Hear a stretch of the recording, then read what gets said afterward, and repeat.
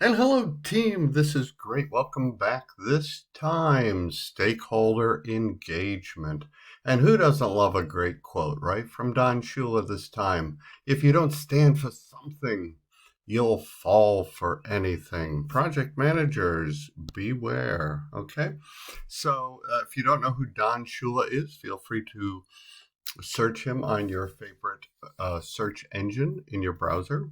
Don Shula coached the Miami Dolphins historically to the only undefeated team in National Football League history. 1972, I think it was, Miami Dolphins won the Super Bowl 14-7 over the Washington Redskins. Look it up, kind of historic. Anyhow, the comment is great. So, during this lecture this week, I'm going to be giving you answers to the quiz, which is the assignment for the week. So listen carefully. I may highlight them, I may not, but the answers are here. So let's get started. What is a stakeholder, right? A stakeholder formally is an individual, group, or organization, right? So it could be you. It could be the C-suite, the top brass of a company. Could be the whole company itself, right? It's an individual, group, organization who is affected or may be affected by your project and its perceived outcome, and they are impacted positively or negatively. That's a formal definition of a stakeholder. Kind of neat. But then there's a process you have to go through as a project management supervisor to identify stakeholders, right? And this means that you are regularly looking for them and analyzing them. That's really what stakeholder management and stakeholder engagement is about, right? All stakeholders should be identified before the project begins, some would say. I would like to if I could, but you know what? Stuff happens. We are always identifying stakeholders throughout and then analyzing them to ensure the success of our project. So keep that in mind. You'll want to find as many as you can up front. Um, uh, it's not just somebody who has a need, right? A stakeholder is someone who proposes a solution, may be affected by the need, maybe somebody that's affected by the solution on the other side of the scale, right? So there are many. If you have it, we all have needs. That doesn't by itself make you a stakeholder. All right. So here is a stakeholder register. So when you collect the stakeholders, remember it's not just a list of cell phone numbers and email addresses. That's a directory. It's nice, it's useful. You'll notice it's here included, but I put their role, and I would probably put their name with their role and their contact information. That's nice. But whether they're internal or external stakeholders, what is their level of interest on my project and influence? Because remember, they may try to impact it. What are their expectations and how do they like to be communicated with in terms of the project, right? So the primary purpose of the stakeholder register is to keep this list of all project stakeholders and to identify their needs and their assessment in the project. That's really what you're trying to do here. Okay? You're not recording issues, right? Their expectations are not issues. Issues go on the issues log that we've talked about previously, right? So you have these various tools. You're not trying to map them to some sort of functionality that they might have. And again, it's not a directory, though that's just some of the information that is recorded on there. Also be aware with the stakeholder register that once I list them, then I'm going to rank them from biggest impact to least impact. The stakeholders should be ranked. I once had a stakeholder list that probably had 180 stakeholders, maybe not many. It was well over 100, and that weren't all key, right? So ranking them was very important along the way. Okay, a stakeholder, again, just to summarize what we've already talked about, an individual, group, organization who may affect your project or may be affected by your project. They may even just perceive themselves affected by your project, right?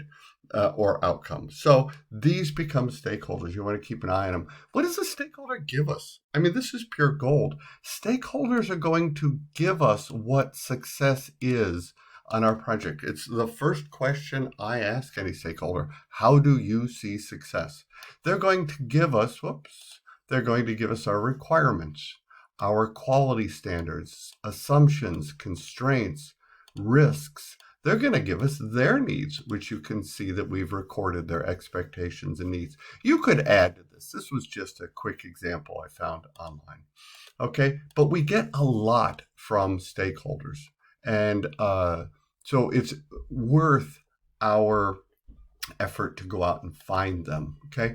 Now, this is not for any exam, but just as a practical note, if you wanted to go out and interview some key stakeholders, maybe a boss or your boss's boss, maybe your project team, these are the questions I've used before. How do you define success? You'll notice I just mentioned that. What do you see as your role in the project implementation, right? What is your organization's role or your business unit or your individual role to advance the project implementation? They may say none. Okay, it's nice to note. It may not be true, but now you know, right? Based on your understanding of the project and other stakeholders, what do you see as requirements, right? Maybe it's safety requirements. Maybe it's a regulation. Maybe it's a cost requirement. Maybe it's a quality requirement. The list goes on and on. You can read it. I just put it in here so that you'd have it to look at. Now, there are lots of ways as you're analyzing stakeholders to do it. One way is called the grid model. This is the way you represent data. In this case, the data are stakeholders. And so here you could do the grid model based on 3 different forms: power and interest, or an individual or group's power and influence, or influence and interest. The most common is the power and interest grid right here, which I show on this slide, power and interest. And then once you plot somebody, so say for example, somebody has high power and they have high interest, they frankly fall into this area, which means you're going to have to manage that stakeholder pretty actively.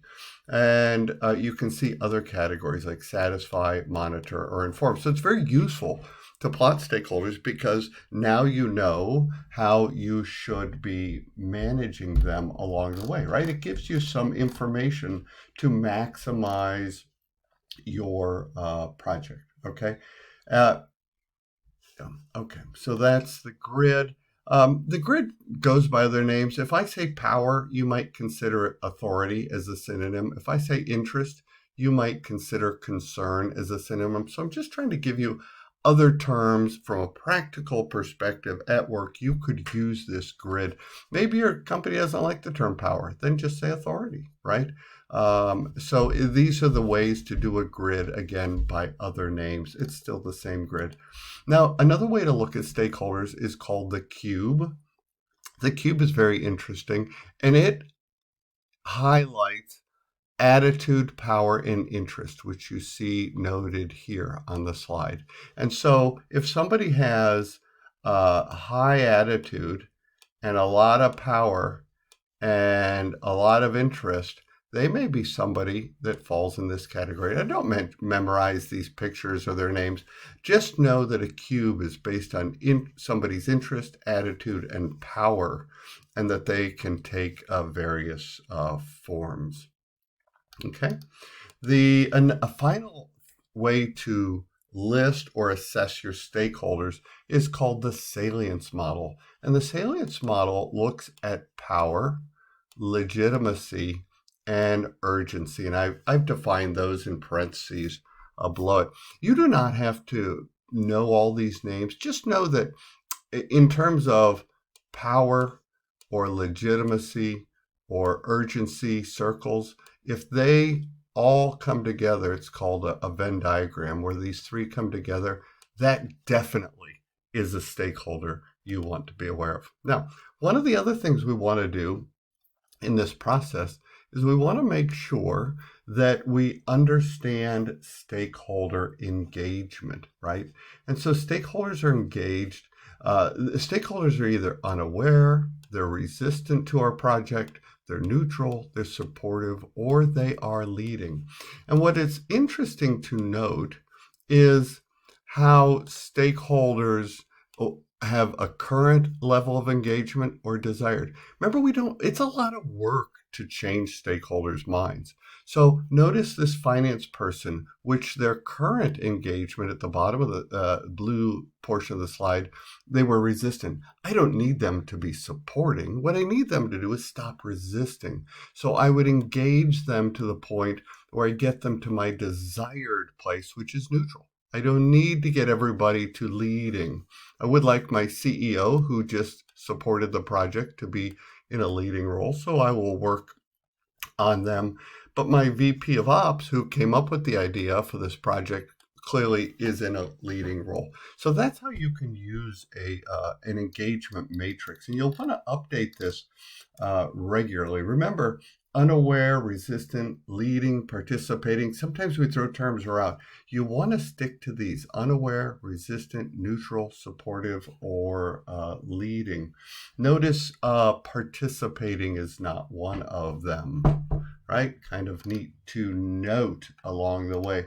And what the stakeholder engagement matrix is plotting here is the current and desired levels. Notice over here, the current and desired levels of your stakeholders as you engage them. That's really what you are shooting for in this process. And so we'll actually want to control stakeholder engagement. How do you do that?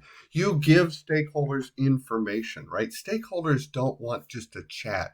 They need data. So as you're doing your project, data is how long it's taking, how many errors you've had, how many issues, numbers, data. Give them data and then analyze that data. Data that's analyzed is how you move stakeholders from one level to another level, wherever you desire them to go. So keep that in mind. Work performance data, you're going to collect it, monitor it, analyze it, and this information becomes more useful. Work performance information, that analyzed data, is more useful to engaging stakeholders and moving them along the path that you want them to be on. Okay, so that's kind of neat as well. The thing about stakeholder engagement is it requires communications. It requires interpersonal skills. It requires management skills. Management skills would be your analysis of the data. Interpersonal skills, well, that's your own personality and the way you get them to listen to you.